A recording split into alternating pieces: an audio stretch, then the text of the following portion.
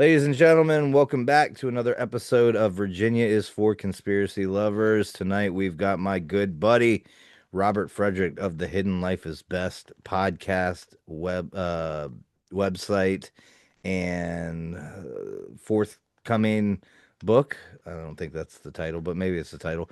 Anyway, I'm super excited to have him back. This will be our first show back from the hiatus, so you won't see Daniel here because he's dead to me.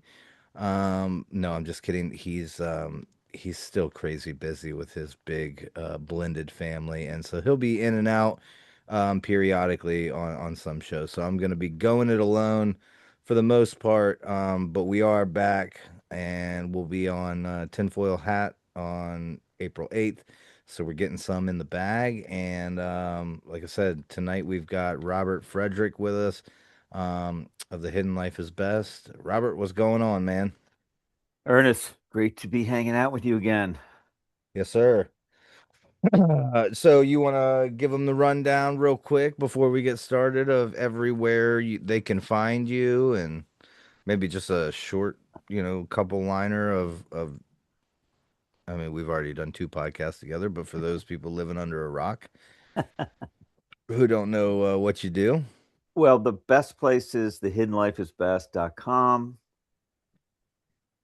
for kind of this ground zero, but there's Substack, The Hidden Life is Best, and Patreon, The Hidden Life is Best. If you want to yeah, unlock your the Substack is awesome. Yeah, thanks. And yeah, dude. I there's hidden, there's stuff behind a paywall that's goes really deep into the Shakespeare plays, which is really fun for me because he Bacon was a master of cryptography, which is hidden writing, and he was a master of crypt. What did I coined the term today? Crypt dramatography, drama, Crip. crypt drama, Okay, yeah. cryptography, and anyway, he hid all this stuff in the plays, and so I love uncovering it. And I've been doing Midsummer Night's Dream, and I was in D.C. recently to go to the Belly of the Beast, the Belly of the Belly of the Beast, which is the Folger Shakespeare Library. That's a How block and a rad was half from the that? Capitol. Yeah, it was incredible. Um, so real quick, have you I don't know, this might be a stupid question. Have you delved into All's Well That Ends Well? Yes, You but have. not. I didn't study it. I didn't read. Okay. You So know, it just a I just saw it a couple months ago. Yeah. it relates the question just kind of relates to my research a little bit, and we were Oh, really? talking before we hit record. And I was about to ask you a question, then it just popped into my head. That literally today I was reading through some stuff about All's Well That Ends Well because my personal research has sort of evolved into this kind of overarching theory that and we might diverge, but I don't think too much.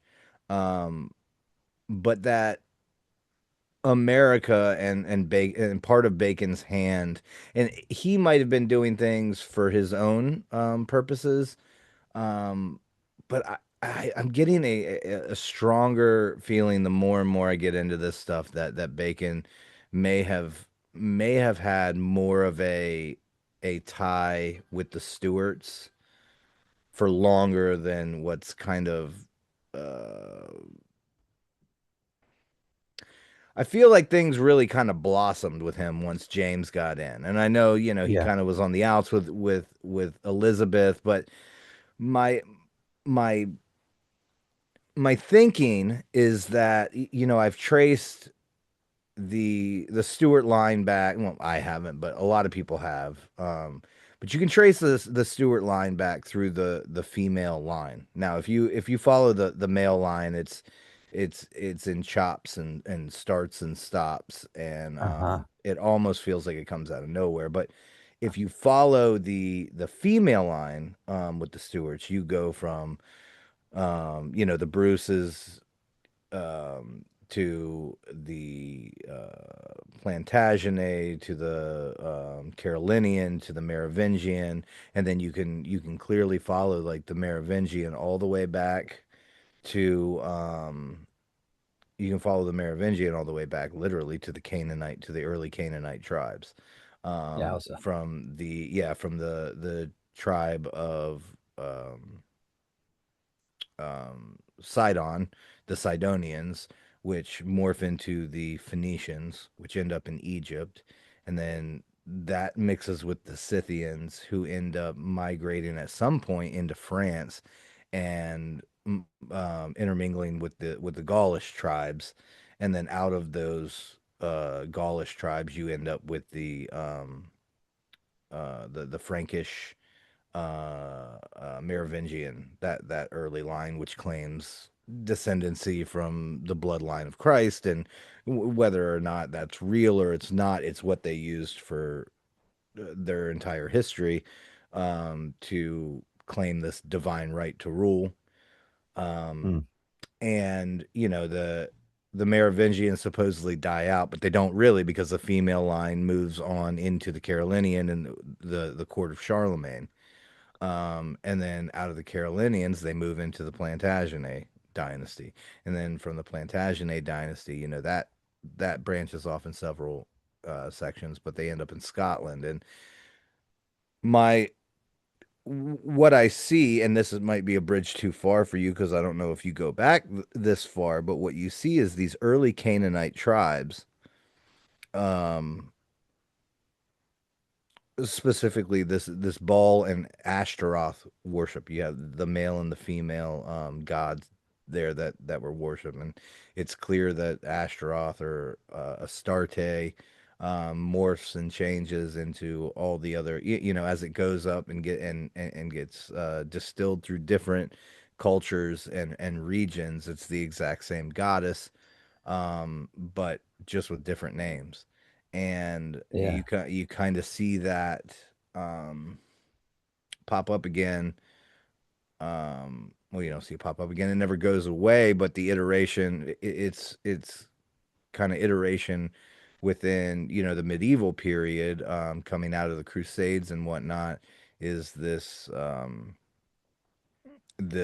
focus on one, the Virgin Mary, but then also this huge focus on the Magdalene.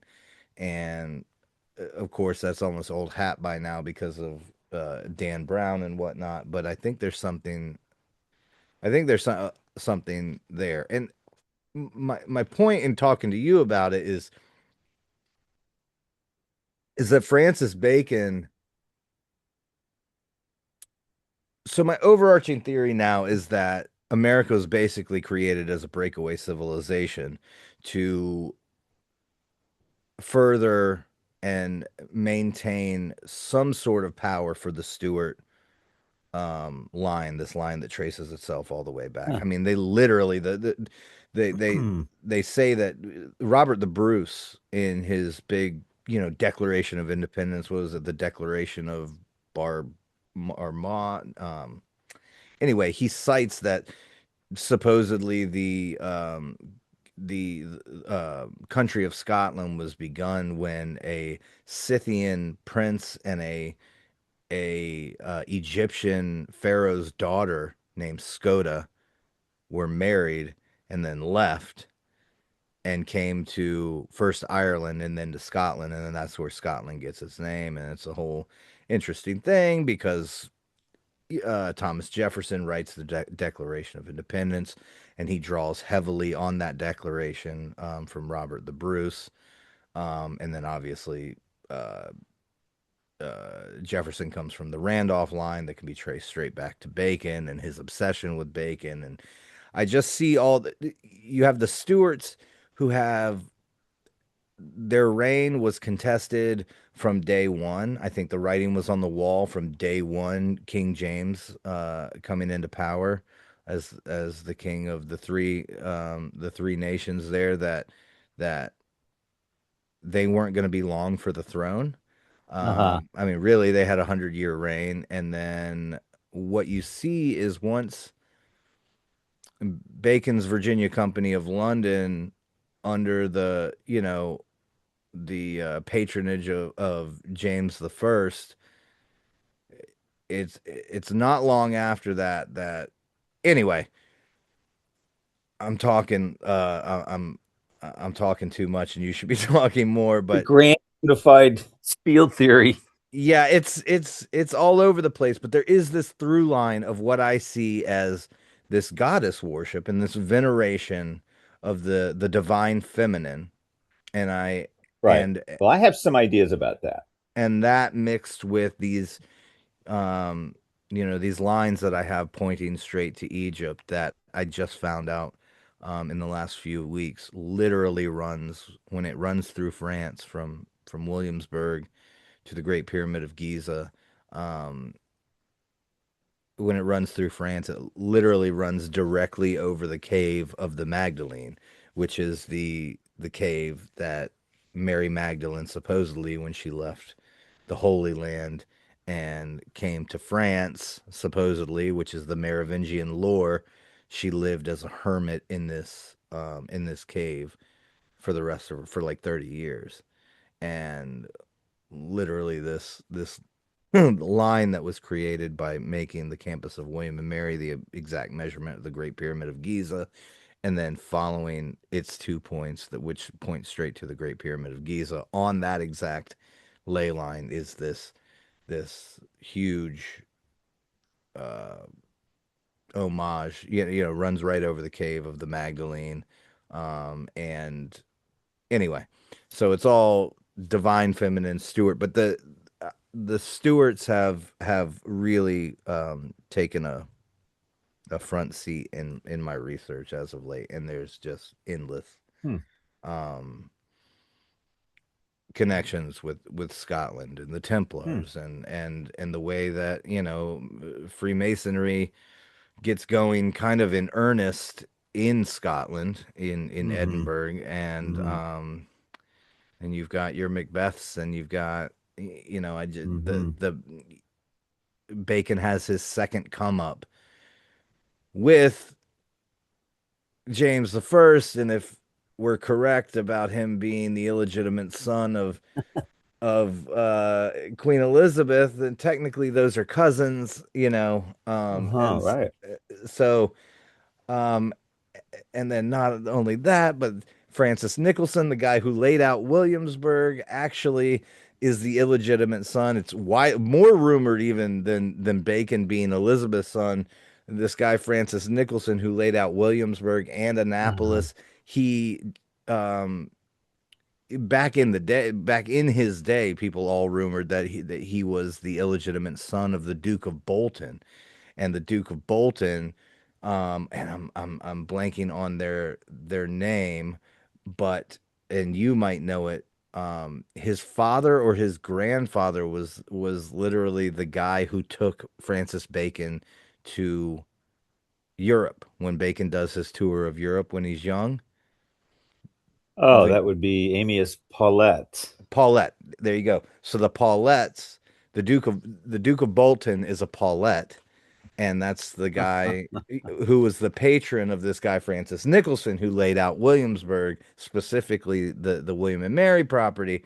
And That's um, interesting. yeah, it's crazy. And not only that, Amias, not Amias Paulette, but maybe Amias Paulette. Um, yeah, it might have been him or his son, but right there in that line there was also the jailer of Mary Queen of Scots. Yeah, that was Amias Paulette. Okay, Same so guy.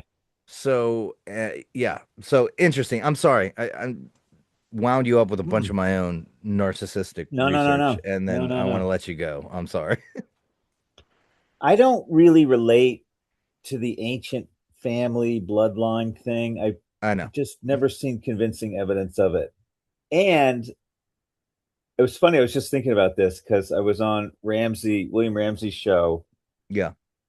about Manchurian Candidate, but somehow it turned into how like those guys, or one of them, Sean of Wake the Dead, was saying that they're still sacrificing to Baal and Ishtar.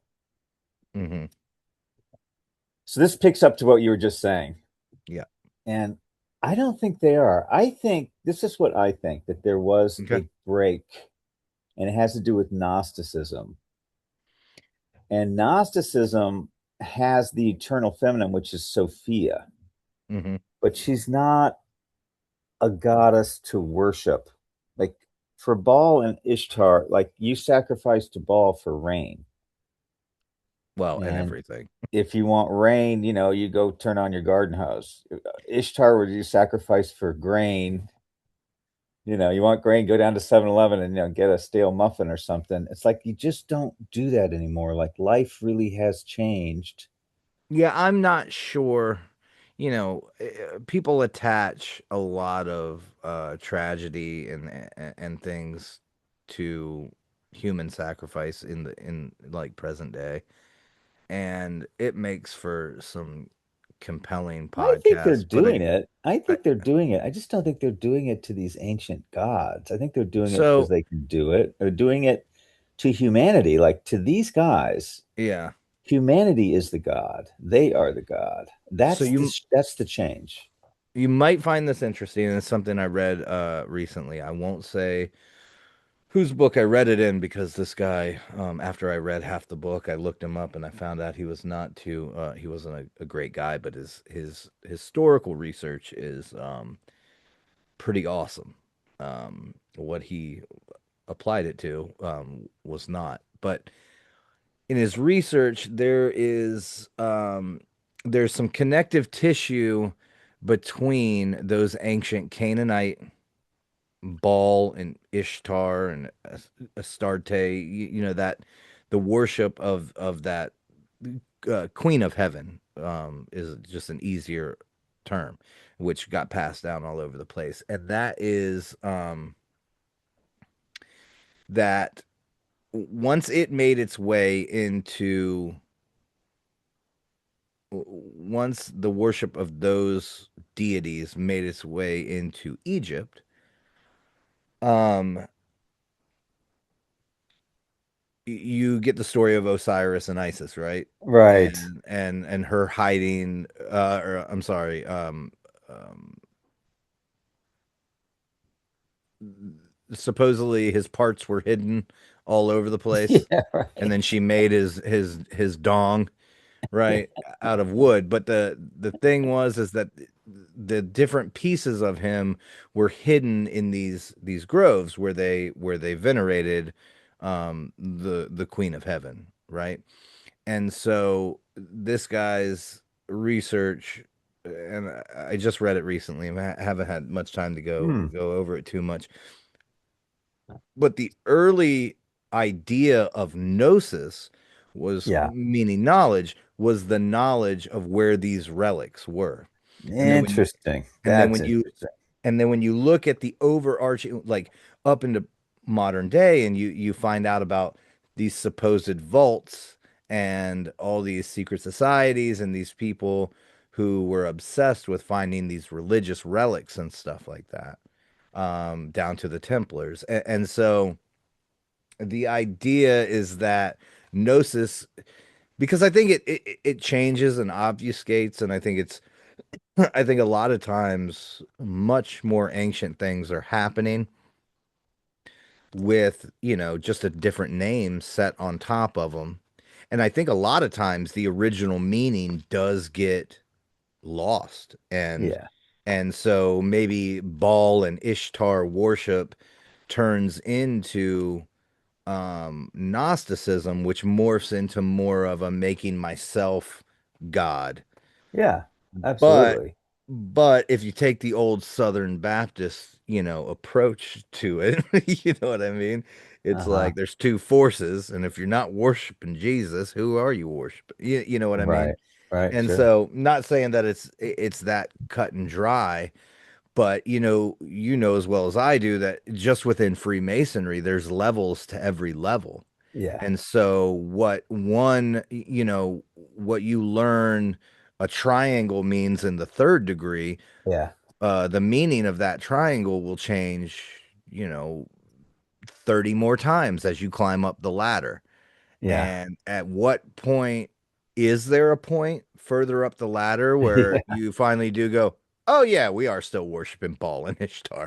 It's just we are not adept enough. And if there is some sort of power mystically or otherwise involved in venerating those people, well, what better way than to obfuscate it and distill it down over the generations to the point where you have entire groups of fraternal organizations and societies saying the words and doing the rituals and doing the rites, but you keep it safe enough by compartmentalizing all the way down and just the handful of your Rothschilds, Rockefellers, whoever, pick a gnarly family that maybe there are a few who I've just been even looking at the Epstein emails and stuff, and it's like, Mhm. God, it feels like that guy didn't know much. Like Mm. he's like trying to put together shadow Mhm. commissions to find out what happened in 9/11. It's like, d dang, dude. Like I thought I mean, I know he wasn't, the tippy top, but to get away with that gnarliness for as long as he did, you'd think he'd have been read in a little bit deeper than that. I don't know, man. I'm sorry. I just went off Uh-huh. Uh-huh. rambled for 10 minutes again. Go. I'm sorry. I'm really sorry. It's been 4 months. We haven't had a podcast, so I'm been building all this nonsense up. So, but what do you No, think about that? well, I know. I strongly think there's no ball worship anymore. There's none of that. It's about power. They are the new gods. They do sacrifice because they can do it, and they do it to desecrate innocence, to gain power. Some You of think it's it's more of a materialist sort of um trip? that's a good question. There is on some element, the metaphysical angle, and in Gnosticism it has to do with reincarnation and not being reincarnated back here. That was the original Right. basis of gnosis. They wouldn't have to come back to prison here. Right. And I think they probably have a belief that, I don't know, actually, that they think they're going to escape any sort of retribution for their immorality here by their gnosis. Like maybe that's their new gnosis. But I feel like it's what they want is total control of the planet. Yeah. They want to wrest the planet from God. This guy, Schnebelin, what's his first name? He's the guy on YouTube who claims he was a high-ranking Freemason and a Mormon and a Yeah. Satanist. Yeah. I know who you're talking about. I've listened to it William a couple times. Schnebelin. Yeah. He claims that their rituals are involved with them not being and them escaping retribution in the next world. That Yeah. they feel that's why they feel like they can do this stuff because it actually gives them power in the next world. As for what they believe about the next world, I don't really know. Right. I mean, that is if you look at, that is a short step to if you believe that these, you know, Baal Ishtar were the product of early creation era fallen angels. You know what I mean? It's a short step to say we do these rituals and rites to empower them to kind of stave off the retribution that is promised biblically.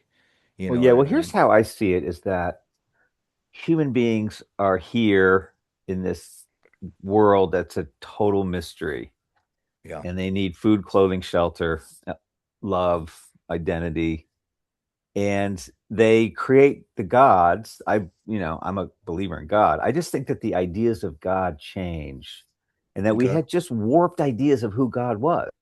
And back then, 5,000 years ago, when we started thinking about God, or 10,000 years ago, or the great mystery of our beginnings, we saw God as this angry provider who put the rain that made the crops grow, and we had a god of the rain and a god of the crops and a god of the storms, and all these different gods, and we sincerely gave them what we loved the most so that they would give us more life, and that we loved life and we loved the gods, and we were obviously puny compared to the gods, so we mistakenly and stupidly, but not necessarily in an evil way, gave them our children so that we could have more life. So they were literally worshiping the gods. It was wrong and it was ugly, but it's just like, so the Jews come along and they change all that.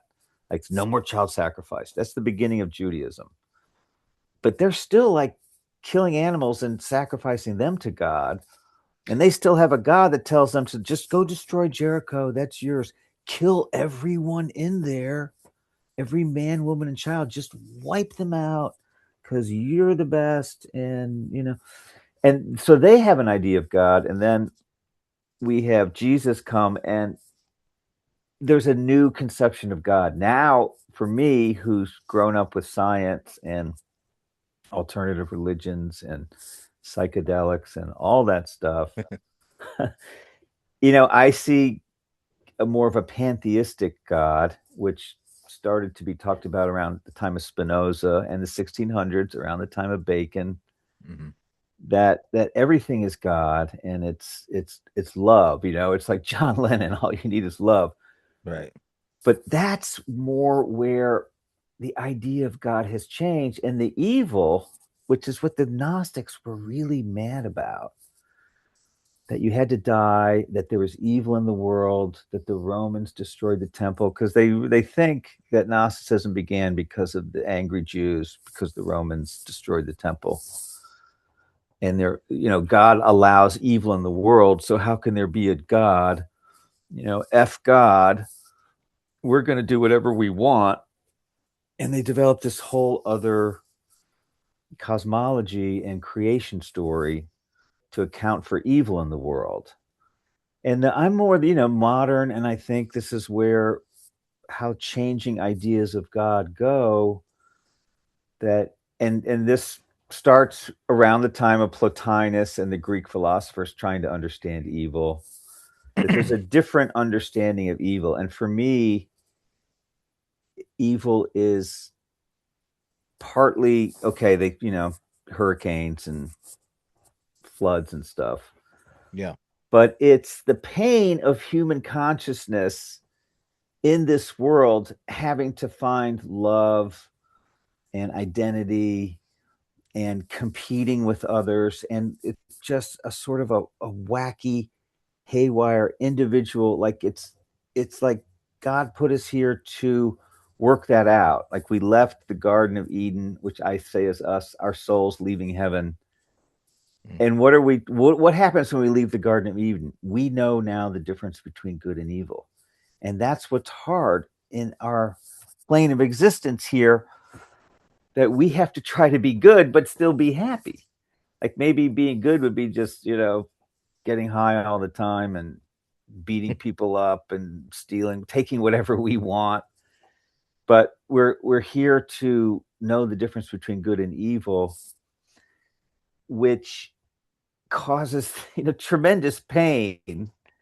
And evil comes out of just of our individual consciousness, like the pain of human consciousness that we then get judged on in the next world. And that these guys, these Gnostics, they don't want that. They can't stand that there's a God greater than them, and they want to be God. They think they can be God, and that is literally a part of Gnosticism, that you as a human being can become God. And to me, that's just absolutely crazy. But what it goes back to Egypt is that it's part of alchemy. And this is where Jordan Mm. and I have done a lot of work. Jordan was really great, but alchemy began in Egypt, and it's even related to Egypt. And the secret societies, they say the mystery schools began in Egypt. So there's that fascination with Egypt, but they blend it, like the Freemasons are half Judaism, half Egypt, half, they think Adonis was Tammuz, who was Ishtar's consort, who they sacrificed every year. That Well, Hiram and you Abiff is also Tammuz. you also have this after the second temple, and now there's no more temple to make sacrifice in, and within the Jewish religion there's no atonement for sin without the shedding of blood. And that's right around the time that, I mean, you're literally looking at a people who think I have no way to atone for sin anymore. And I think Yeah, right. that's when they sort of veered off and started adopting tenets of Babylonian Kabbalah. Um, Yeah, and yeah. and that's where you get these almost diametrically opposed. If you really look at the Kabbalah and what it's saying, as opposed to the early Abrahamic, kind of Torah teaching. It's this might not be popular Well, to a it's lot of. magic. Yeah, go ahead. Yeah, and in a lot of cases it's pretty dark. I mean, in some cases it sounds like, oh, the paths from the different emanations of God. But then there's some very, very dark portions of Kabbalah, and it's been used really, really dark ways. And it almost feels like as if, I don't know, if evangelical Christians mixed in a little bit of voodoo. You know what I mean? Yeah. And we're like, yeah, we do them both, but that's cool. We're still what you think of as like Uh-huh. evangelical Christians, but we do some voodoo also on the Well, like, magic is so appealing because again, we're fragile. yeah. Oh, and Even I though we're wanted to tell you tough. too. So only because I did a deep dive into this here recently, and it was the point of um the sacrifice. And I think Yeah. this clears it up for some people, because my whole life growing up, you know, in church and a Christian, it didn't matter how many times a preacher said that they were cutting lambs' throats and that's what God wanted. I never understood how a church with an altar with like killing pigeons and goats and stuff, how that made any sense. And I recently read a book, and it was all about, I can't remember the name of it now. It was short. Um I read everything on PDF now, so I don't have the hard Book copy to cover. Yeah. refer to, but it explained the system of sacrifice in the day in those days, and what it was really was, um you were obtaining an animal that was difficult to obtain, or you were a farmer of some sort, involved in animal husbandry, and so you were supposed to pick the the the the best of your flock, and it was a sacrifice of what you had.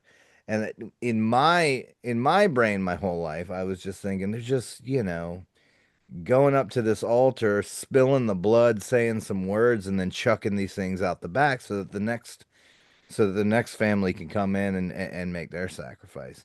And Uh, what it actually was you would bring in this animal, and you would bring it to the Levites, were the priestly class.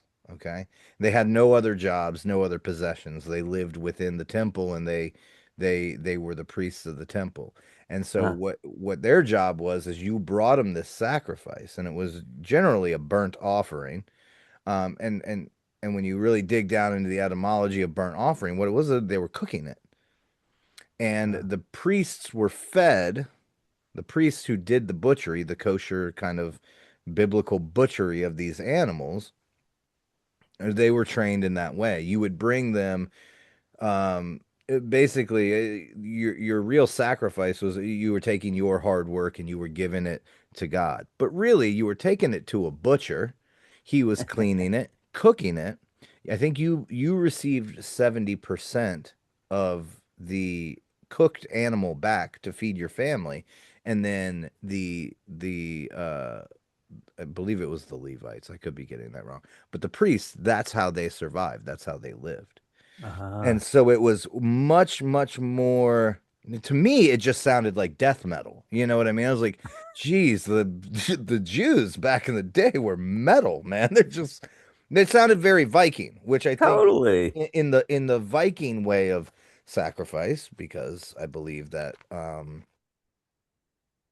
and then this is just my personal side of things. I believe that these Canaanite tribes who did have inherent evil beginnings, um, they spread out all over the place, and that's why you can see such a similarity between some of the Norse sacrificial traditions as you do with Baal and Egyptian and different cultures.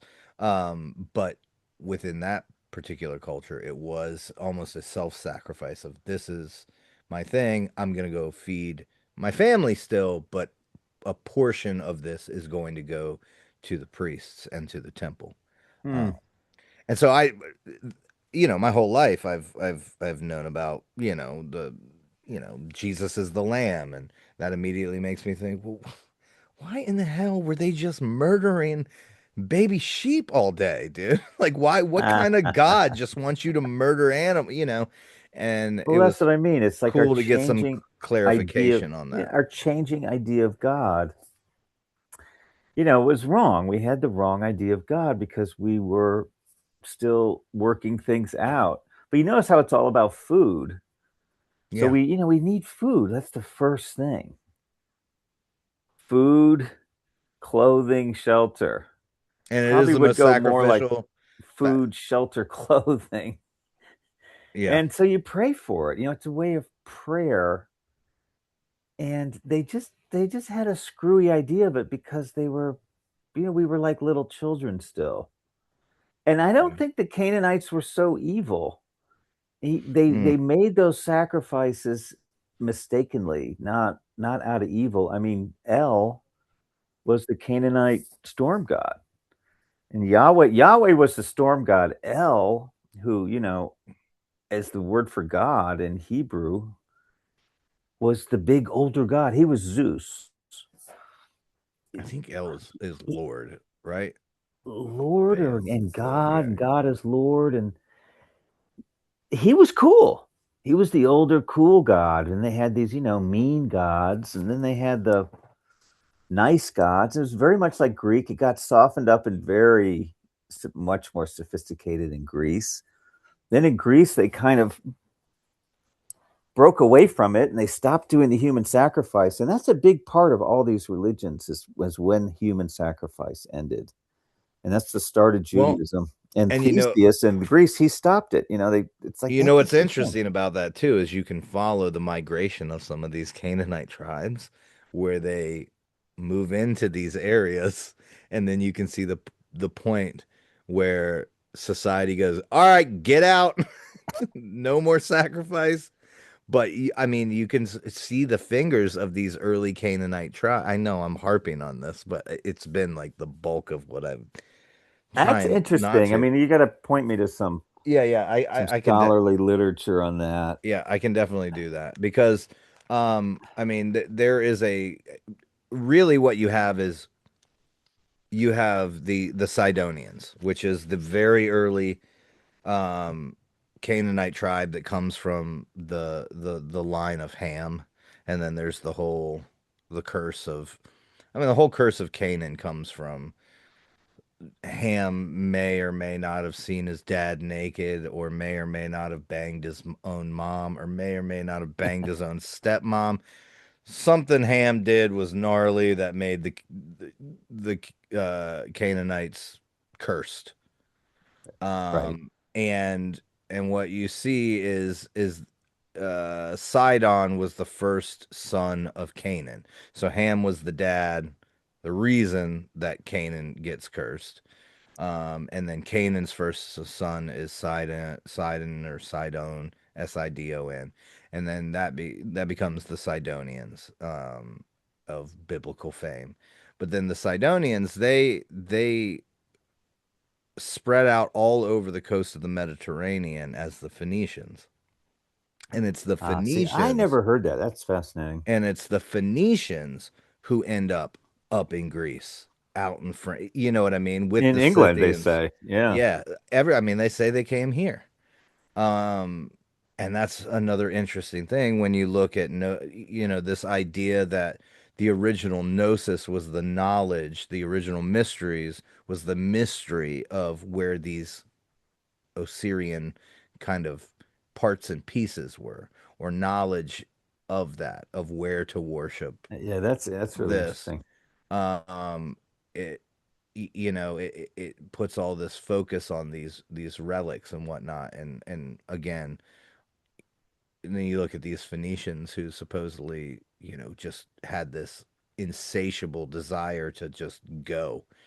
You know what I mean? They're just the early Columbuses. They're going everywhere, and then you get these ideas of these caches of things Well, what was their all relationship over the to world. alchemy? Because alchemy is really the power.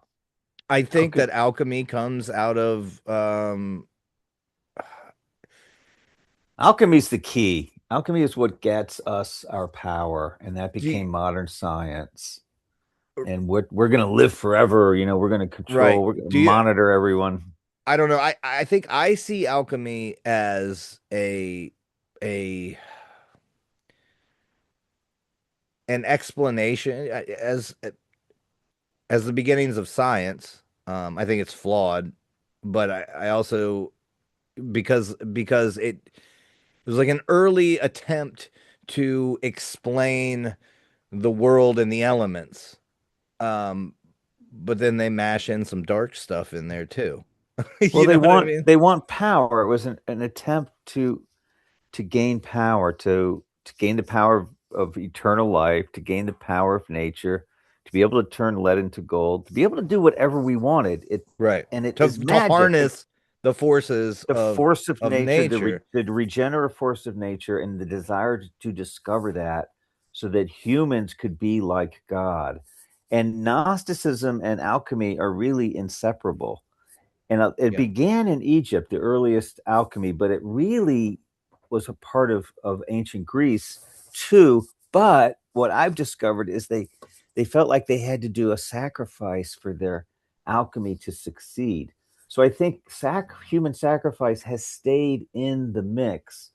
The gods have radically changed, but this idea of magic and magic power still hinges on sacrifice, which Hmm. would be, prayer is kind of a form of magic. We're going to kill this animal, communicate with God, and get, my kid will be healthy then, or I'll have a good crop, or my cows will reproduce because I prayed to God in that way. And the alchemists, I think, do it so that their experiments succeed. And I also think it's just addictive. I think to do that kind of stuff to innocent Yeah. little creatures is screws up your head. And addiction is just a really weird part of human life. And Well, I, I I think think that I think they get addicted to it. I think it's clear that there are two forces.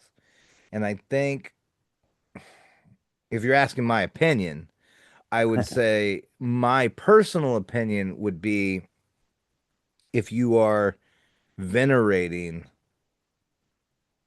the light, the good force, and Yeah. you're praying to that and you're doing it in a way to where you're observing you're doing something in remembrance. It's a show of faith in that thing, in that deity, for me, God. So sacrificing. So let's take it all the way back and sacrificing the best of your livestock. You're getting Hmm. something out of it, and you're feeding your family. Yeah. But it's a show of faith, and I would say my opinion on that would be that it's not as much on that end of the good and evil or dark and light spectrum, that it's not so much oh, I have to do this to get this. it's more of a I'm showing my faith in the continued, Yeah. blessing, right? On that side. And then Yeah. I would say that it's corrupted and used the opposite way on the other end. Uh-huh. I mean, how much more could you corrupt, say, a practice of sacrificing a piece of livestock that you're ultimately going to eat and feed your family with, and then Mhm. also feed the priests with? Mhm. How much more could you corrupt that by going, okay, that works for them over there. God seems to be blessing them over there. I'm gonna talk to this other guy, and what I'm gonna do is I'm gonna kill my kid because they're just killing the lamb and they seem to have it together, right? I'm gonna Uh, kill my firstborn, and I believe that's when you start.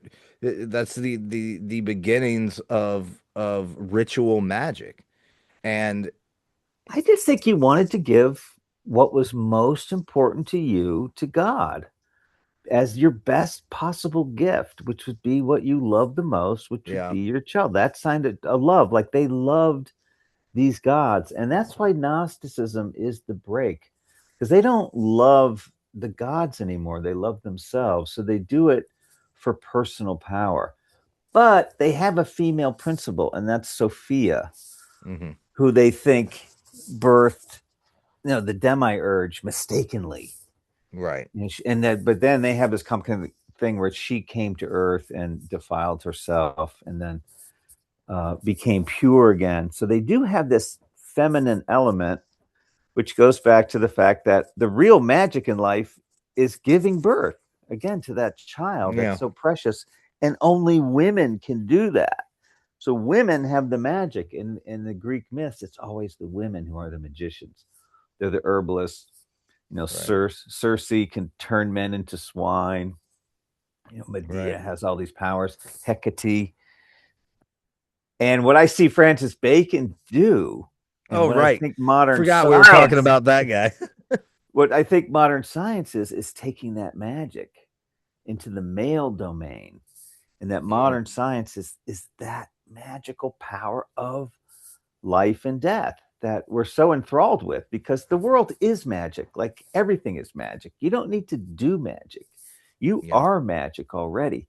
But I think these sacrifices and rituals that the Masons do and whatever other weird secret societies do, it does focus their mind.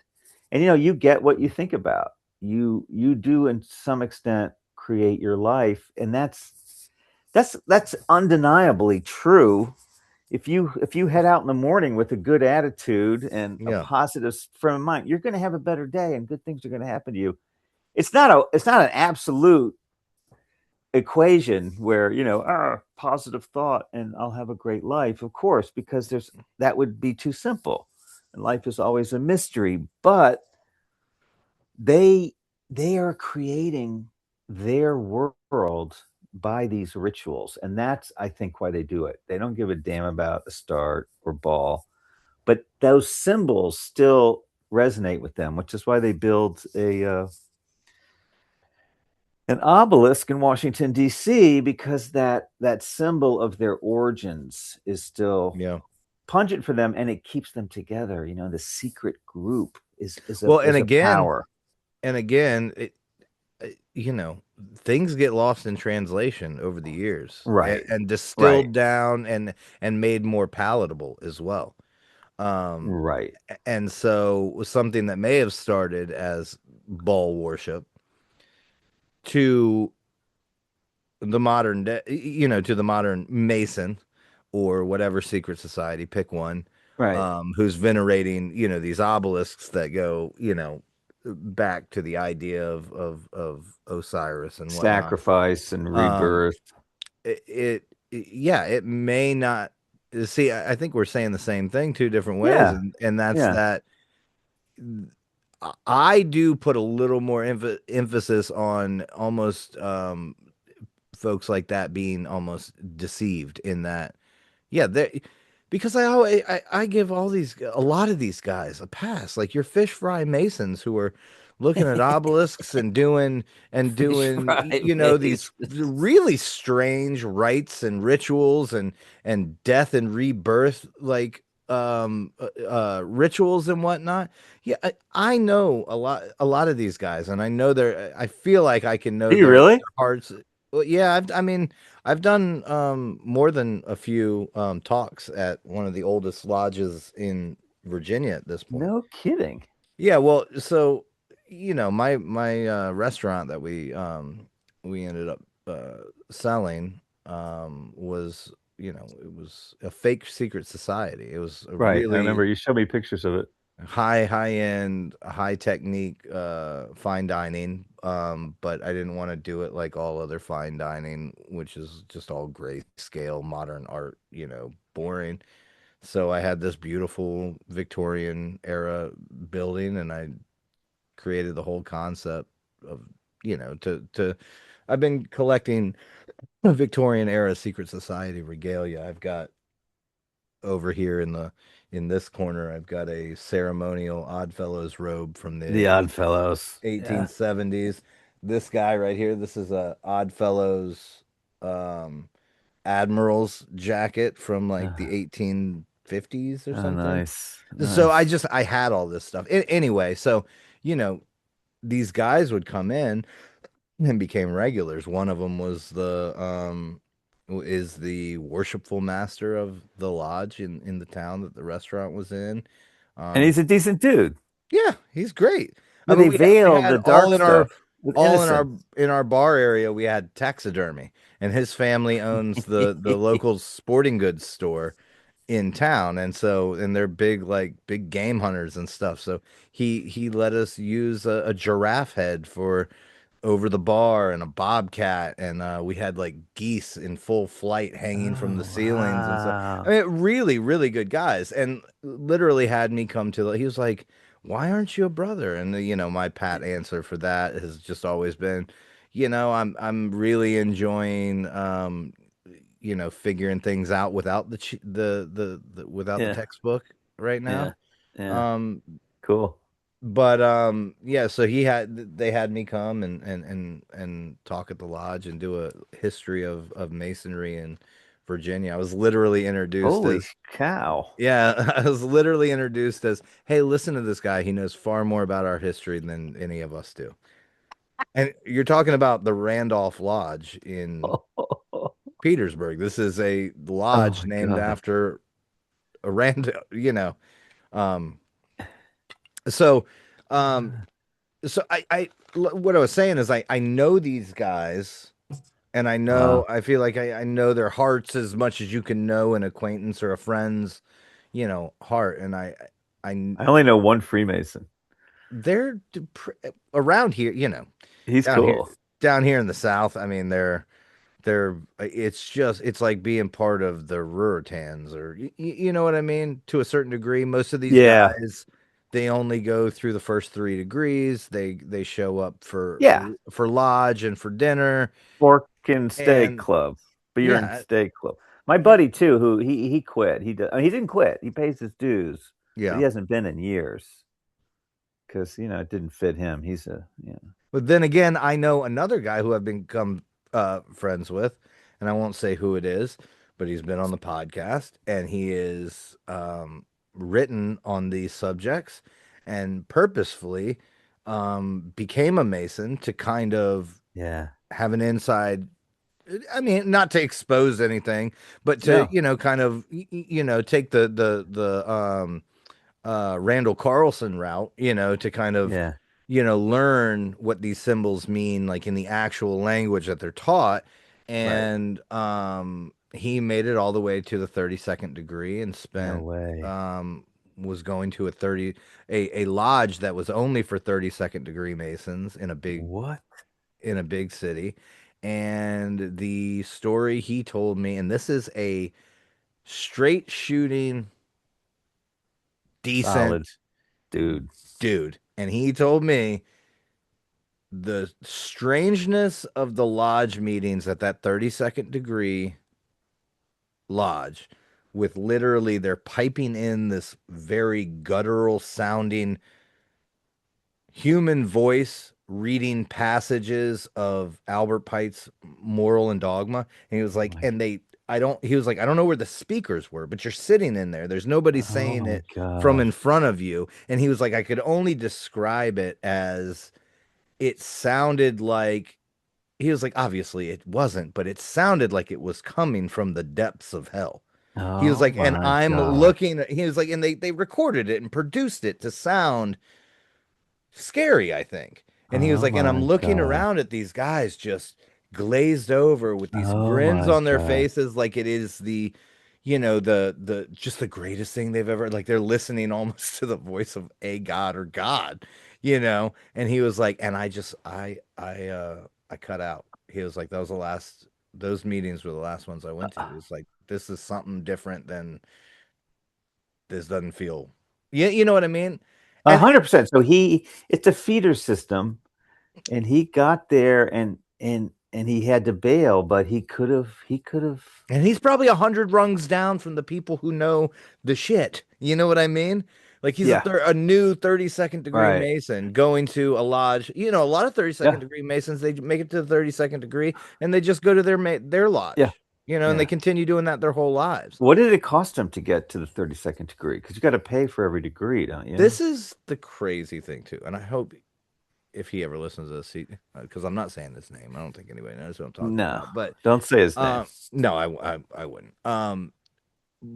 But I know it cost money, but he said he finished the whole thing up, like went from master mason degree, third degree to 32nd degree in like the course of like a week or a couple of weeks. No way. Yeah, they push you like he's like, yeah, if you There's want new to, ways to do it really fast now. yeah, if you want to push through, you can push through. He was like, now I learned every In a single. week? Yeah, it might have been a weekend. I don't know, but it was a. I remember him saying it and being like, I've dang. I mean, that's what they But did he to was, Manly P. Hall. Like they said, all right, you're a 32nd degree Mason. You know yeah, everything.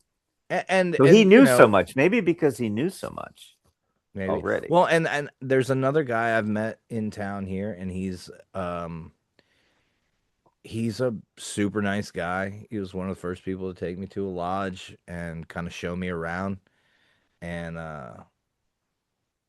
literally creeped me out. I thought I was gonna get. I thought thought I was being uh tricked into getting like sacrificed the first time. We're talking in one of my restaurants, before service, and we're getting into all this stuff and my interest in Masons and all this stuff. And he's like, "Hey," he was like, "I've got keys to the lodge. Do you want to go and um check out check out the lodge? You ever been in one?" And I was like, "No," and I'd really like to like look, dig around, like peek around in your library, you know. Yeah. And he was like, he Oh man, spill the beans, dude. it's really funny. He's Go. it's very Mr. Magooey. Um, so I don't want to divulge who he is, and again, No, just what'd you anyway, see? so this guy happened to that day have come into my restaurant and was like, and when he came into my little donut shop, and there was like, I don't know, there was like 6 or 8 sheriff's deputies, all eating donuts in there. They're like sitting down having breakfast or lunch or something. And he comes in and he sits down, and I had met him once before, so me and him are talking about Mason stuff. And then when they leave, he's like, "Oh my God." He was like, "That freaked me out." He was like, and I was like, I knew him to be a Mason, kind of in good standing, I guess, whatever that means. And I was like, "Why would that freak you out?" He's like, "My trunk is filled with handguns." And Oh my God. I was like, "What?" And he was like, "Yeah." He was like, and then the last 2 days, um, my trunk like latch won't latch, like every now it just won't latch. So every now and then I come out, and in my driveway, my trunk's wide open.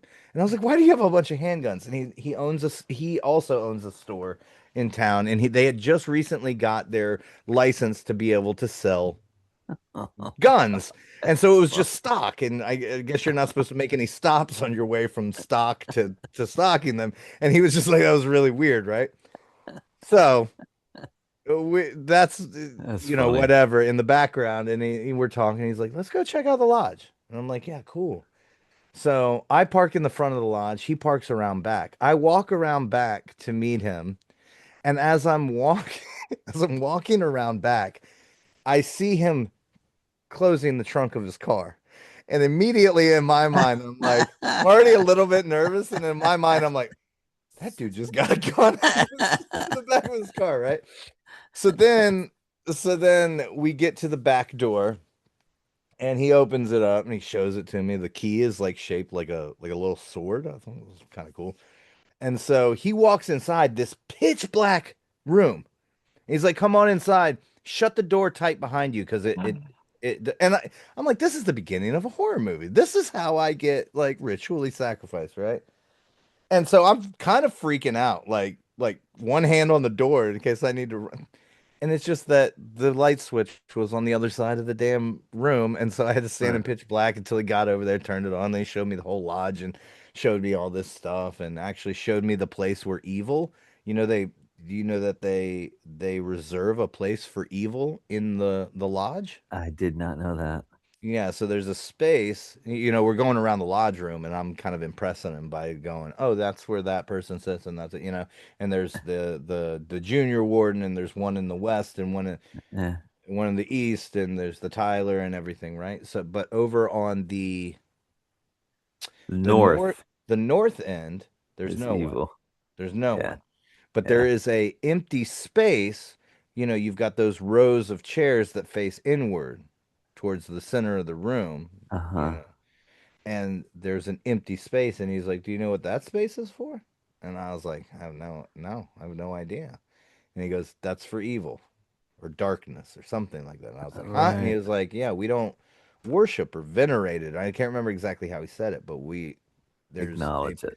there's a place for evil Oh. everywhere, and that's, yeah. And I was like, "Oh shoot." Well, did you ask him about the other guy who went to the 32nd degree meeting in the No, because I found out about that more recently. Okay. Okay. And I'm sure they would have some pat answer for, you know. Yeah, it I was mean, evil or you whatever. cannot read through Morals and Dogma. You cannot read through that and not, and I don't think a lot of modern Masons really do. I think the conspiracy dorks like us Yeah. probably do the most research, Yeah. far more than any of them, because Yeah. if you read that book and come to the end of it and go, "Yeah, I'm a Jesus loving Christian," at the end of it. You know what I mean? No And kidding. still, I can't see how those two things can coexist. And so I think anyone who gets through that at that level either goes, "Okay, I'm going to compromise to see where this goes," or they do what my buddy did and goes, "Yeah, I'm out." And again, you Uh-huh. could probably stay in there your whole life and fry the fish on Memorial Day, at the cookout and Did he just get the have official declaration of he's no longer a Mason? They do a thing. Like that's one of the no, brilliant yeah, things of Freemasons is you can walk away. yeah, no, he He never just stopped going to the meetings. he just stopped going, yeah. She paid dues, lodge dues.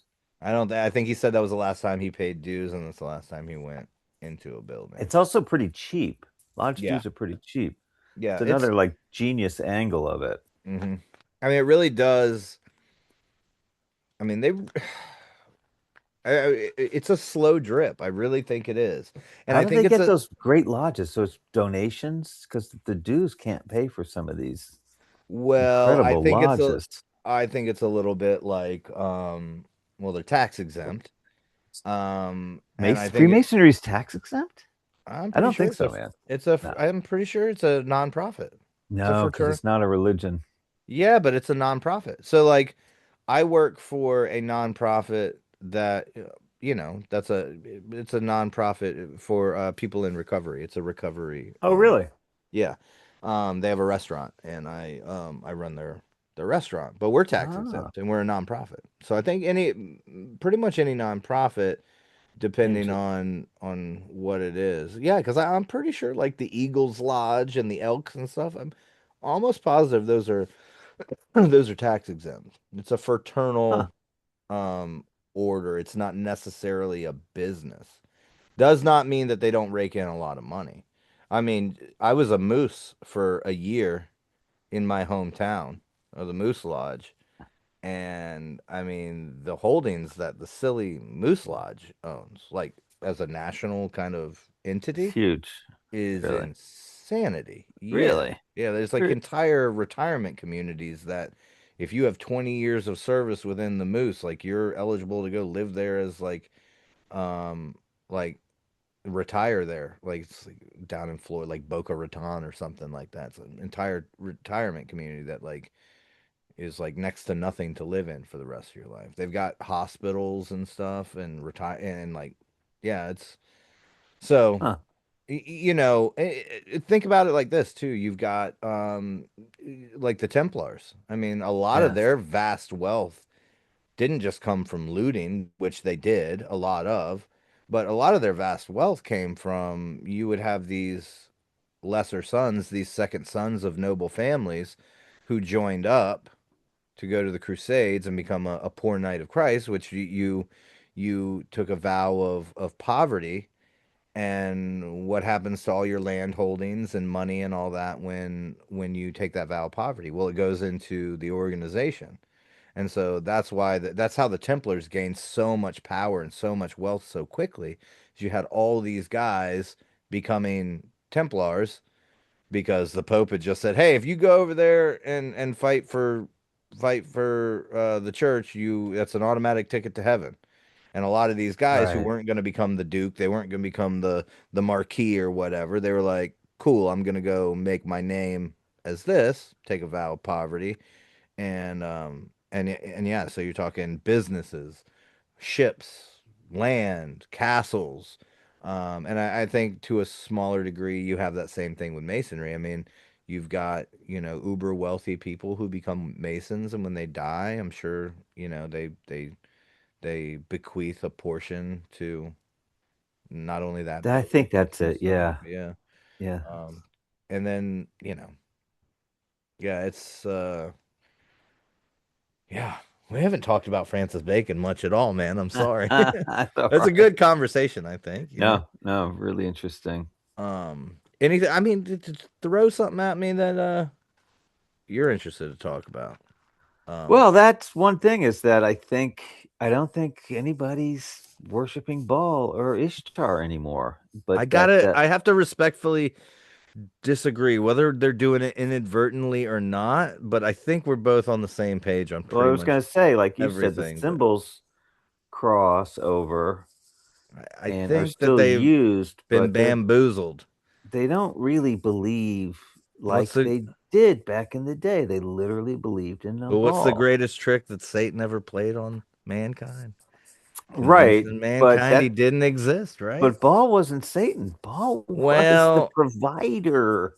it He was the depends on good guy. it depends on which worldview And they had a you look bad at guy, it like the from. Egyptians. They had a bad guy that was Set. But the good guy, is the one they're worshiping in the Masonic lodges, but I don't think they're worshiping at all. But they use the penis of Osiris and Penis Horus. worshippers. Horus is such a big deal in Bunch Masonry of penis worshippers. I mean, it's a fraternal organization that's got a real thing for phallus symbolism. because they have a place for evil because that was in the Egyptian mythology. Yeah. They had Set. And then people say Freemasonry is just Judaism. But why would there be so much Egyptian symbolism if it's Because Judaic? it's where Judaism merged with the Babylonian um the Babylonian culture, which then influences the Egyptian culture. I mean, the fact is, the Gnostics took from every religion. So, of course, there's Judaism, there's Egyptian, Yeah. there's Greek, there's Babylonian, there's even a little Christianity, a tiny little Hmm. bit, not much, Mm. because I really You know, do think their Christianity kind of put an end to this kind of worship. So they are against it because I they also want to think it's worship man. They worship yeah, I man, also think it's humanity. fairly Christianity is fairly threatening as well. I Yeah. don't think you can hold both of those Gnosticism. I mean, You're Right. you're really looking at the inverse of yeah. So Yeah. it's very threatening. A passive. I mean, Christianity isn't necessarily passive, but like It's meant to be egalitarian, and we're yeah. all equal under the eyes of God, where Gnostics believe in elitism. Hmm. And so they don't, agree. They don't coalesce. I haven't gotten into it, but yeah, there's a real hatred of Christianity. I mean, you're spelling out a Luciferian worldview, I think it's more Luciferian. Yeah, I yeah, absolutely. yeah, Like it's not satanic, it's Luciferian. And there is a difference. uh, Although in practice, there may not be much. yeah. And depending again which worldview you like I said, I think we're talking apples and apples. Like Um, Luciferians don't worship Baal. well, it depends on They don't have any time well, for that.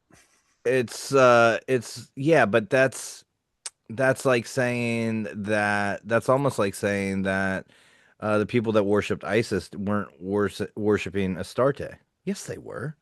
They just gave her a Right, but new. that was They a just gave good her a new thing. name. Yeah, but Astarte was good. Th- Christianity made all this stuff evil. It but wasn't. it- well, hold on. Th- okay, so I've had this conversation here recently as well, right?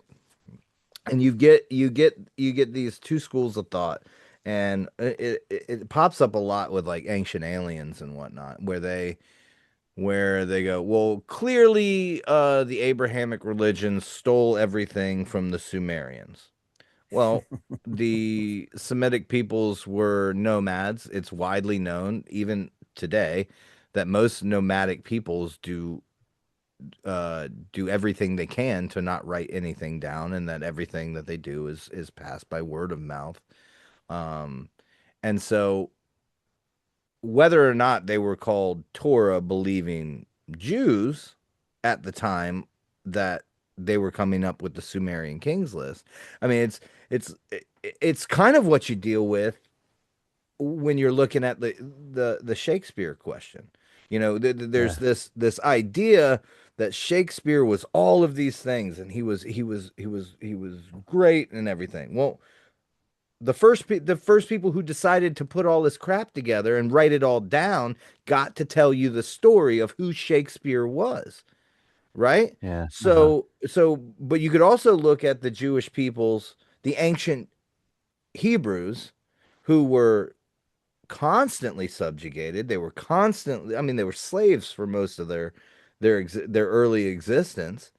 Um, to the exact peoples who came up with writing first. So, is it that the Sumerians' kings list is earlier, and they're going to paint their gods as the good guys?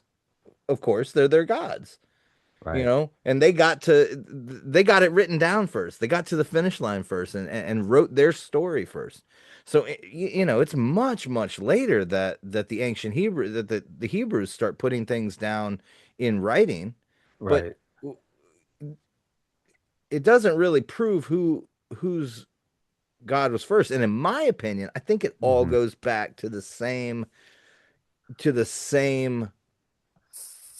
creation, the same thing. And I think you've got a side of whatever Nephilim, fallen angel, Lucifer, on one side, and you've got this idea of God on the other side, and then everything kind of spawns forward from that, and the names just change. And depending on whose book you're reading, yeah, you're gonna have a storm god who's a good guy, but I mean, literally, just the tribe or the civilization, you know, 50 miles away.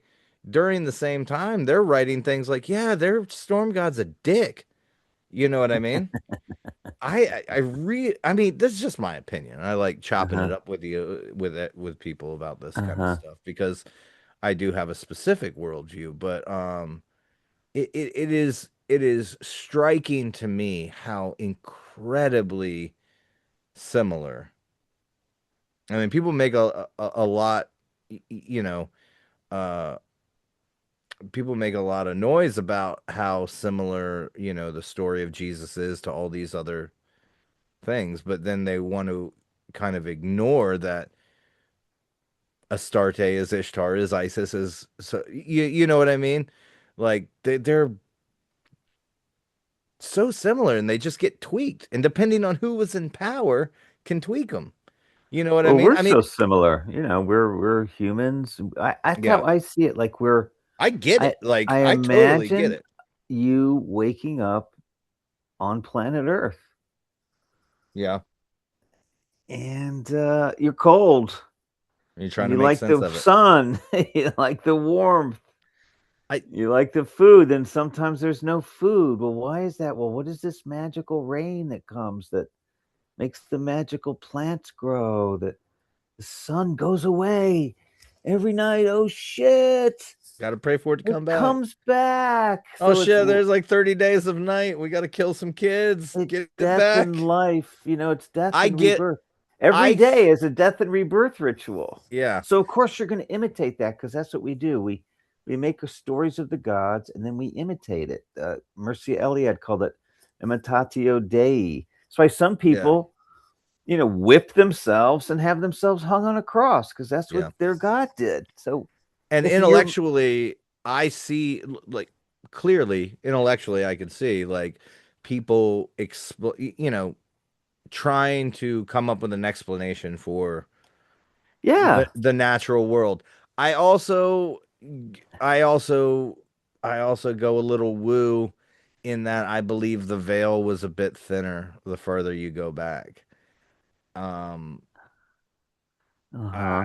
I think that the interplay between the metaphysical and the spiritual was a lot thinner when there It's very was a lot different. less noise Yeah. in the world. And I think that our early, you know, talk about your Adam and Eve ancestors, I do think that there is something to be said for more of an interplay between God and the angels and the other side, or however you look at it. You know, so when you hear these stories about God talking to Adam and Eve, I maybe it wasn't, you know, bullhorn style down from the clouds, but I do believe what whatever they had in the beginning, I think just naturally has been eroded over time, just Well, I think they simply had a with the connection noise. to like the power of nature and listening to their heart and telepathy and stuff like that. But they had the wrong idea of God if they're sacrificing a child to please God. Like that's not what God wants. But it makes Right. sense to me that they would make that mistake that that's Make what that God jump. wants. Because like I said, they want life. They love life so much. Even the Gnostics who claim to think that this world is a prison and they hate God because it's an evil world that trapped them there. They Right. love life so much they're trying to have permanent life extension, Yeah. Life never somewhere die, else. Yeah. take control of it all because they love it so much, and that's really a key part of us. We love being alive, but guess what? We're all gonna die, and Yeah. that is a key part of our psychology. So how can we make any sense of this at all? And we still can't really make any sense of it at all, except that we're alive. We don't know how we got here. We don't know what wait awaits us after death. Oh, I'm a big fan of near death experiences. We could talk about that for days. I love them, although there's a lot of fake ones. People, of course, are using deception in that area. But we're I'm a hypo. still in the midst of like great mystery. And even Yeah. the scientists, like, well, we have science now. Yeah, great. And that's where Bacon comes in, and the Yeah. worldview changed, and the scientific worldview changed all that. But the scientists are at each other's throats like the Catholics and the Protestants were 500 years ago, between Yeah. the different, Copenhagen interpretation and Well, and plasma theory. there's an argument to be made that those were just scientists at each other's throat back then. You know what I mean? Yeah, the same They thing. were the peak of the Protestant church was. I mean, I think a lot of times we look at these monks and religious figures from the past as just these dummies who read one book and stuck to it and spent their whole lives. These were the learned, they were the ones with access to the information, you know, they had all the power.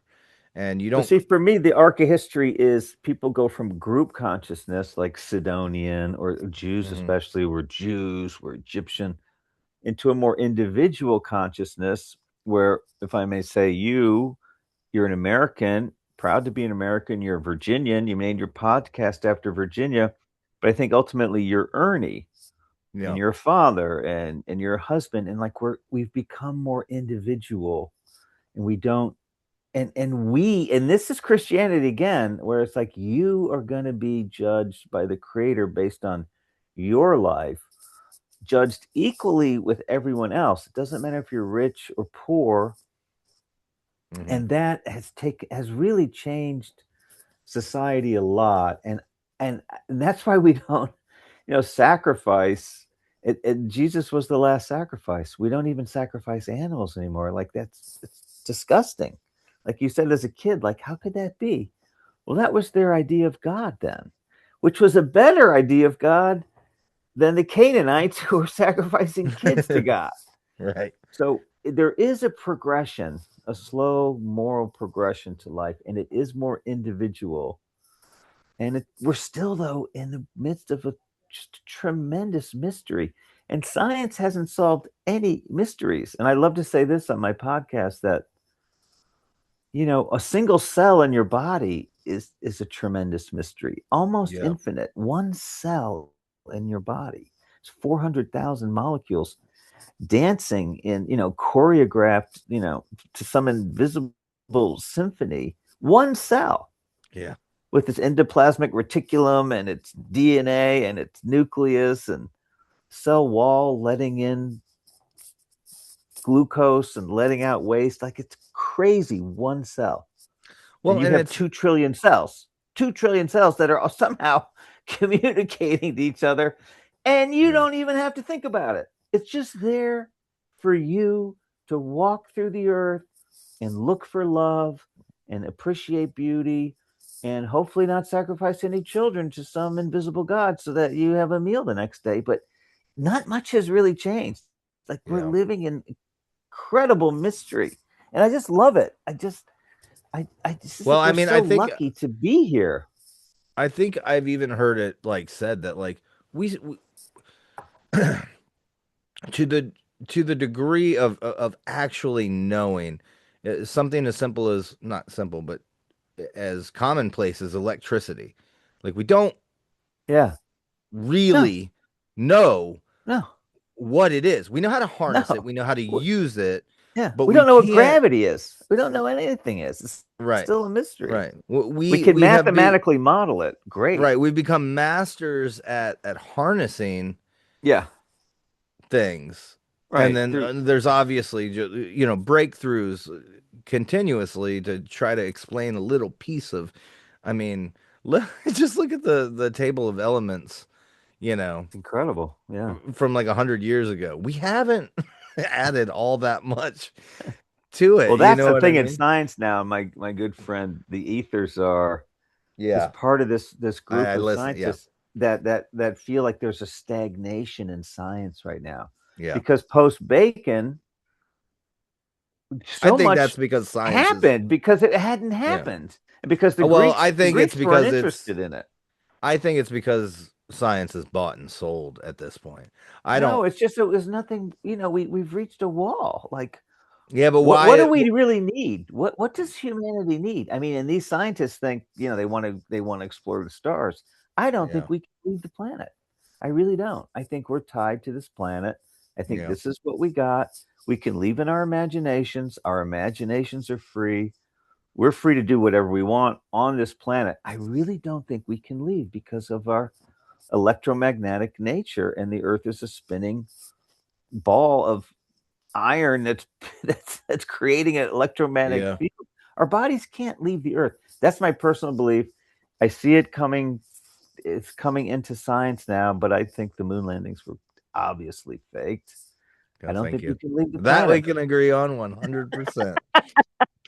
I've been And they banging want, that drum my whole life, and and also Peter Thiel, who's a major Baconian, yeah, wants life extension. Well, we're not gonna live much longer than 100 years. no, we never have. Not gonna happen. What when well, we might have. We're also never going to have a perfect society where everyone has exactly the same thing and there's no suffering You and know, there's plenty to eat for everyone and nobody gets, it's just, that's not it. Like, we're here to struggle, we're here to yeah, work things out. And these ideas of living on the Mars or conquering the universe or having a perfect society, it's good to work for it and to try for it. But I think we're here as individuals to strengthen our souls and help each other, and we're going to be judged on that. And I think these dirty secret society people are trying to control everything and starting wars, and they're not going to escape judgment. They are yeah. not going to escape judgment. There's another thing we can agree on. Well, I don't want to get out of here before we touch on a couple things, and this might be kind of a interesting way to do this because I want you to. So I've been, sidetracking you and taking you all kinds down all kinds of different No, it's been a lot of fun, roads. man. A lot of Good, fun. I'm glad. But I do want, if you could, you've spent so much time doing what I Oh, wish I had the patience to do because I find little pieces and parts in plays, and we're both of the I think we're both of the mind that Shakespeare was not Shakespeare and that Francis Bacon, at least to varying degrees, there's with there's Shakespeare. yeah, I believe he was Shakespeare, was the facilitator of. I Yeah, believe he probably had some had help, helpers. just like Yeah, the King James Bible. yeah, Um, exactly. but you have gone through several Shakespearean plays. Your your your kind of thesis is that they're filled with and were used to kind of push or to encode kind of a Gnostic narrative, if I'm not Yeah, mistaken, I do believe that. Yeah. into the plays. And so I thought it might be kind of cool if you give me all the plays that you've worked on, and just give me like a one liner what the Gnostic tenet is. Wow, I know it's hard. I'd that's say a it like tough it's one. an easy thing, but it doesn't have to be all encompassing. But like the most interesting kind All of. right, here's one. Let's do Hamlet. Okay, Hamlet, go. Everyone knows Hamlet. Hmm. Hamlet, according to a book written in the 70s by Eleanor Presser called Hamlet and Revenge, she goes deep because you have to go into these plays line by line and do a deep reading of them, which she does. And Hamlet himself is confronted by a ghost who he wonders, is that really the ghost of my father or is that a demon? Hmm. It's in the play. That's what kind of a famous part of a very famous play. Right. So he puts the demon to the test. Um, and according to Eleanor Presser, he never really solves that question. And according to the events in the play, that ghost is not a ghost, it's a demon. And why would a ghost tell you to go kill someone? Like, it must be a demon. It's telling you Right. to do evil. And even the ghost even says, I've been in purgatory. My soul's being purified in purgatory. But you gotta avenge my death. So it's clearly a demon. It's clearly Right. telling Hamlet to commit murder. Could I do evil? Yeah, to do evil, even though it's true he does find out that his uncle killed his father. But the Christian response would be A, forgiveness, but also B, work it out with the law, find a way Right. around it. But Hamlet goes insane. He threatens his mother.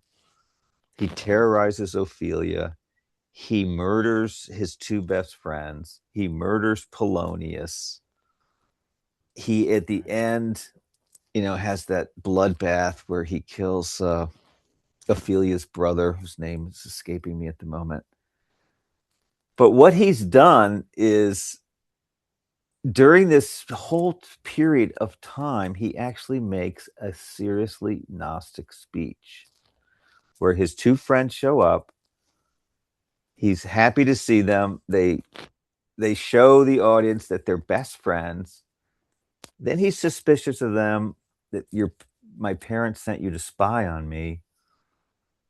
And then I wish I had it right in front of me, but he says Denmark is a prison, a Oh goodly wow. prison. Yeah, it's literally Oh wow. Gnostic text. And then he says he continually denigrates human life. He continually compares it to nothing. It's pointless. It's absurd, which is the Gnostic point of view Right. throughout. And I've done this. Anybody who wants to look at this, it's episode, I think, 11 and 12, where I do Hamlet, or 8 and 9, I think. I go through this pretty much the play, not line by line like I've done with Midsummer Night's Dream or Romeo and Juliet, where you go through these plays line by line and you pull out what the kids call Easter eggs now, Yeah. little clues.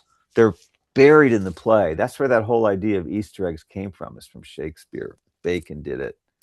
Yeah. And what you'll find is that not only is he a chaos agent, he destroys the state. So he's sort of like this disaffected, angry young man who destroys the state. And at the end of the play, the Norwegian prince comes through. His name is Fortinbras, and Hamlet Right. hands the keys of the kingdom to Fortinbras. And Fortinbras translates as, fuerte brazo. It's Latin for strong arm. So he's Mm. given over to a new kingdom who's kind of a tyrant. And that's what Bacon was. Bacon loved strong central government Right. for power. So there's Hamlet is literally a demon possessed. He's a homosexual, by the way. Serial killer who creates chaos. I've probably seen that play 5 times in my life, and until you just said it, because it's such a meandering kind of Mm-hmm. play, you don't really think about the death toll. So you look I back know. on it, and I know. It's all hidden. it, He yeah, hides this shit right. It's hiding in plain sight. yeah, He created that whole idea. He's such a master of the human mind. He's like a stage magician. We can make shit appear and disappear right in front of your face, but with words and on the stage. And because I didn't study Shakespeare in school, and I wasn't given this idea that everyone is given, that he's the great master, whatever Shakespeare does is correct. And right. because I have a conspiracy mindset from JFK and 9/11 and not trusting the British Empire, I look Hmm. at the plays critically and it's like, holy shit, it's totally Gnostic. He's obviously homosexual, Hamlet. The only person he loves is Horatio, and there's one Right, scene where he practically slobbers all over Horatio, and he literally says, "I better stop." He cuts himself off. That's the right. one sign of human affection he has, is for his friend Horatio, who for some mysterious reason calls him "Good night, sweet prince." There cracks a noble heart. He does Right. not one noble thing the entire play. He terrorizes everyone because he's not the king. He has a bad deal. It's like a Gnostic worldview. This place sucks. Fuck it. I'm just going to fuck it up. It's totally Yeah. Gnostic. Chaos magic. Yeah, It's chaos magic. And that's yeah. what Macbeth is. And I could go through them like that. That's what I'm finding. And that's, I think, I think the Shakespeare plays need to be reinterpreted because we know William Shakespeare did not write them, and all art is biographical Yeah. to some degree. So let's look at the plays over again because a rustic nobody from Stratford did not write them. Who wrote them? An aristocrat who was Why and mad for empire. why were they written? Because if it wasn't just an expression of art, which I don't think either of us No. obviously don't think that it was, there was a grand purpose behind that incredible amount of work. Yeah. So let's look at and I Yeah, as to build an empire. He I he don't know if you saw watched empire. my I don't know if you ever saw my or I think I talked to you about it, but I broke down the I broke down 33 each plays. yeah, Yeah, yeah, I the heard that. Yeah. 33 That's plays very interesting. and it coincides with the Proverbs almost perfectly as well. That's amazing. I mean, I believe it was yet another, these secret societies and these mystery schools have these periods of being super super hidden and then peeking their heads out Yeah. and then morphing into the new iteration of the mystery school. And considering the timeline and what was built off of what Bacon did, again, going back into my research, it was a all everything Continuation. I'm looking at a huge continuation of this Yeah. very specific bloodline that all intertwined. You're talking about your Cathars, Gnostics. You're talking about the Gnostics of Egypt. It all gets funneled back into Scotland and Yeah. then back out to the rest of the world, but in particular, this new place, America, in which just 100 years after it's founded, um, breaks away from the rest of the world, creates its own thing, which is governed and it venerates the Greeks and the Romans and the Gnostics within its very documents and its founding Yeah. principles, and its Yeah. The obelisk. architecture and its the layout of the cities.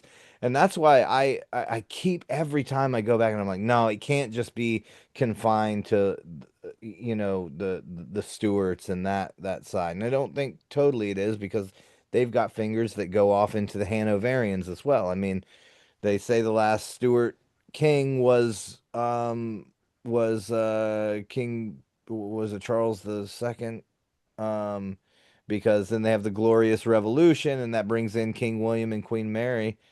And King William was Hanoverian, but Queen Mary was a Stuart. Mm-hmm. And then after her is actually Queen Anne, who's also a Stuart. Mm-hmm. Um, and then you immediately upon them taking over the reign there in England, you have America kicks up, and this is where all the Jacobites who are hanging on to the Stuart dream, this is where they're getting support and hiding out Mm-hmm. all the way up, to the coming out party of Freemasonry. Yeah. And So you're a real believer in the bloodline. they went through great pains to keep it alive on the female side. And when you Interesting. look at the families, when you look at the families and the dynasties that were created out of them and what they believed and what they pushed and the darkness and also power that they held, when you go from the Stuarts back into the Plantagenets, back into the Carolinians, back into the Merovingians, and then where the Merovingians come from, which is this amalgamation of Scythian, Phoenician, these it I But don't what's the I goal? I don't mean, what I does that okay, mean? They so just this like is what I love was their family? I mean, where's it power, the going? same thing that you think. Power. It's power. I don't believe that the Merovingians actually the guy who said it, whoever I think it was Dagobert maybe. The first Dagobert was the first like kind of Yeah, Merovingian king. I yeah, don't right. necessarily believe that he came from a bloodline of Christ, but you Uh-huh. have to imbue your dynasty with the importance Meaning, to yeah, maintain power. yeah, And so what happens? The Merovingians, that was their divine right to rule because they had this Christ bloodline. yeah. Well, then they kind of die out, and right behind them on the heels comes the the family of the dynasty of that ends up including Charlemagne, the Carolinians. I know I say it like North Carolina, but it's Carolinians or Carolinians. There's a G in there.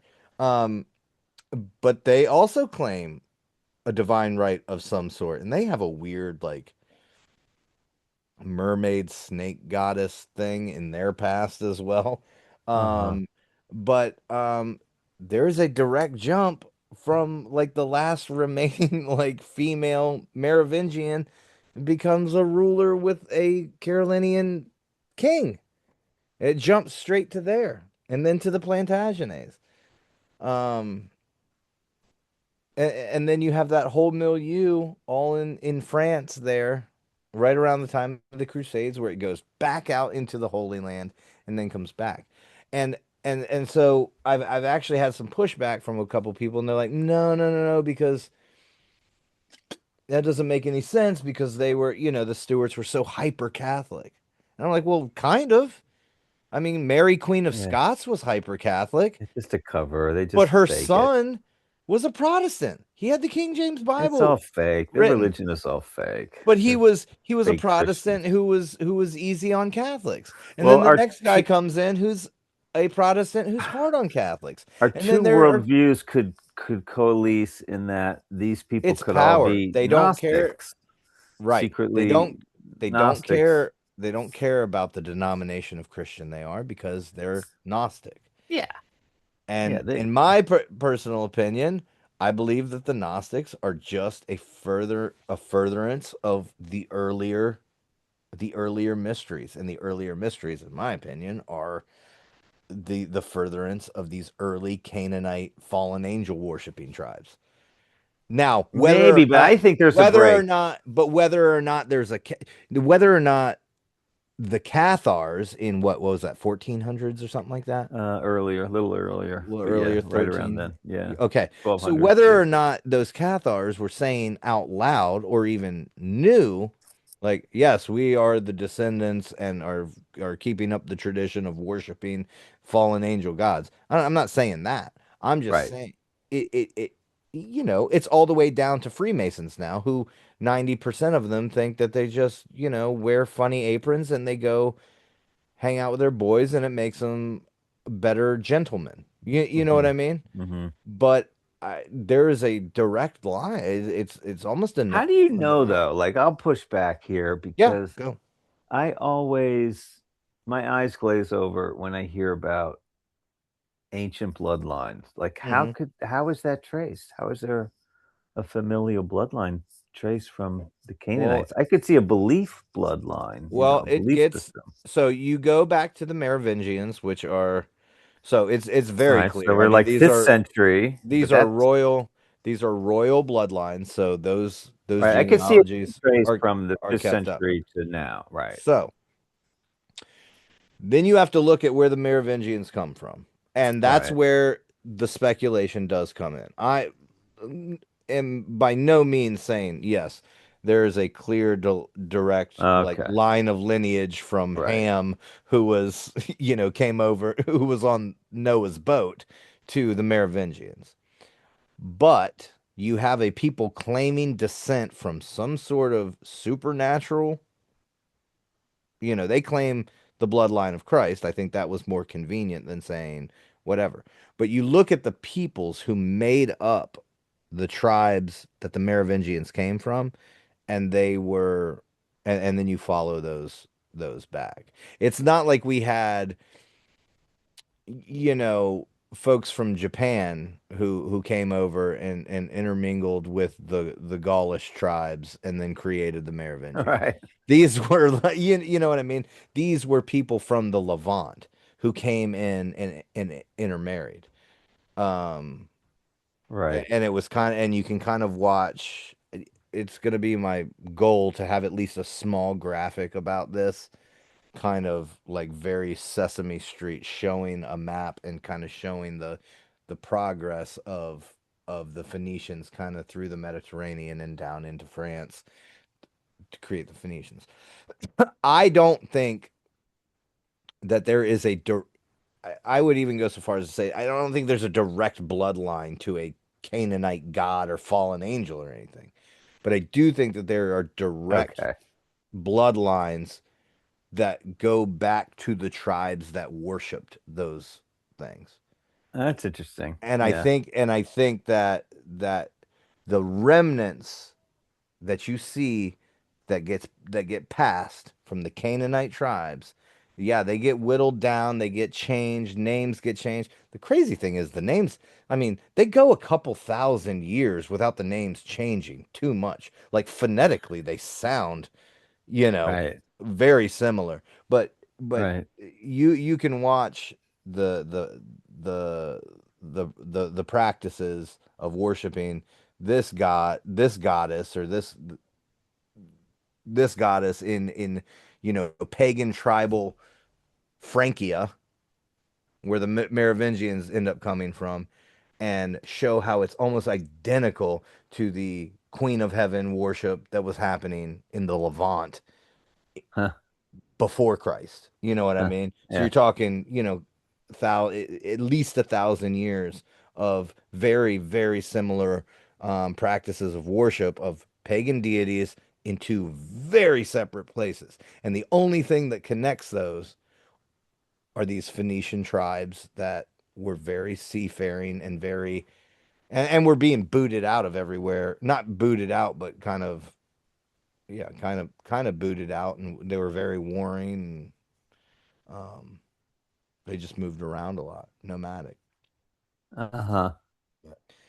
So yeah, I mean, back to the Merovingians, I'm confident that these people were claiming a divine right to rule because of some perceived bloodline of their own, either imagining or knowledge of. Before then, Well, it's got to be their imagination. I mean, this whole idea of Jesus and yeah, I don't, Mary I don't, coming from, I don't it's believe that. But ridiculous. the fervor with which they drove it down everybody's throat to be able to maintain power, and that's what I think it is. It's power. It's the same thing you're talking about. Well, it was The that's what same they thing did that in the Egypt. Gnostics. The same thing that the Gnostics want. They want power because they don't want. I mean, and creating a dynasty and a bloodline that stays in power forever is just another way. It's a very similar way of saying reincarnation. Well, Your that's what they name, did in ancient Egypt, of course, is they really believed in the bloodline, and the yeah, next pharaoh had to come. So they yeah, practiced incest yeah. They all because, do. to That's why protect the and that's why that the Habsburgs that carried through. couldn't freaking They go reproduce nuts. appropriately for That's why like you get 50, Andrew, 60 years. Yeah. what's his last name? What's the royal family's last name now? Oh, I don't. What are I'm they? getting Are they tired. I can't. Windsors? Is it Windsor, Mountbatten? I mean, they're Yeah. yeah, they're Oh, they're you want to just know what? Oh, weenies. uh, this is some interesting food for thought. The guy who has the strongest claim to the Stuart throne, so technically, if he Uh-huh. wanted to mount an army, he would have a claim to the Stuart throne, is the Baron, I'm sorry, the Duke of Bavaria. Uh-huh. Now, what comes out of Bavaria? The Illuminati, right? Uh-huh. That's So right. the guy who has the cleanest claim to the throne of England as a Stuart, you know, depending on whether or not you think they were booted out inappropriately or not, they were deposed, whatever. That guy is the he is the Duke of Bavaria. He is from the Wittelsbach family. The Wittelsbach come from the Estes. The Estes come from the oh shit, it's another um elite Illuminati bloodline family. Um, I can't remember what it was, but that's where the Stewarts had married into it. It's the next family down. Um, but I found that to be very interesting that at some point the Stewarts, once they were either hiding fully as Freemasonry in America or completely died out or Mm-hmm. whatever, they start bleeding into this a bloodline that ends up becoming kind of the rulers of Bavaria, where the Illuminati comes out of. Yeah. That's interesting. And that's just regular. That's just history. Like I literally was just looking this guy up. I was like, who's got the strongest claim to the Stuart throne? Because then the other thing is that all the people who have direct lineage from the Stuarts in America. You're talking about the Bushes. You're talking about Obama. You're talking about Justin Trudeau's mom. She has one of the strongest ties directly to the Stuarts of the noble Stuart side of the Scottish family. Oh Um, shit, that's yeah, amazing. they're everywhere. Standard Oil started by a descendant of the Stuarts. There was literally a shit, what was it called? The old the old oil company that had the Brontosaurus from back in the Uh-huh. Yeah, right, right, right. I can't remember what it's called. That that was a Stewart. Um No kidding. yeah, who was a part of the biggest like kind of presidential cabinet scandal. Um the biggest one up until Watergate, they say. Um Huh. yeah, so well, man, I have to hop off because I got to get right Me back too. on in about 15 minutes to do one of these with John Brisson. Oh, nice. Yeah. Very cool. But dude, I can't thank you enough for coming back on. That's I really fun. fucking love our conversations, dude. I Really hope fun. I didn't take you off No, no, too really many. fun, Hope man. feel like you got Next some time I'm some in just DC, I'll call you. We'll get together. let's go, dude. Come on, man. All right. I'll show you some fun stuff. We can go eat at the silliest historic site ever. Okay. As soon as you walk in, as soon as you walk into Chinatown in DC, to your right, there's a crappy sushi restaurant called Walk and Roll, and it was the Surratt boarding house, Crazy. literally where the You know what? plan to was hatched to kill Lincoln, I and it's just oh. DC is so drenched in history that it's just a Well, plus I subpar sushi restaurant now. ah. It's Well, just got plus a I got to come down to crappy. Fredericksburg and Williamsburg. Oh, dude. Yeah, you do, man. You'll find me a cheap Airbnb and I'll spend a couple days. My the owners of the restaurant that I run, they have tons of them. They got Cool. several Airbnbs. So All right. you I'm name the booking it. day and then come All on right. down. We'll do it. All right, brother. Thank you Great so talking to you, much. bro. All right, you too, man. Take care. Bye. All right, bye.